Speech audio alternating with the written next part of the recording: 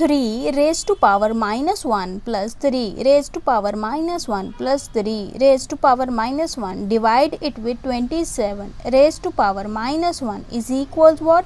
Here are the options. If you have this type of problem, then what we're gonna do is, just look at here carefully. Okay, here 3 raised to power minus 1 is common. Okay, so we are taking it as common, and inside the parenthesis what we get is, it's a 1 plus 1 plus 1, divide it with, we can also write 27 in terms of 3. How we can write it? It's a 3 whole cube. Okay, its whole power will be minus 1 here. So in the next step what we get is 3 raised to power minus 1 into 1 plus 1 plus 1 is 3 here, divide it with 3. 3 into minus 1 is minus 3 here.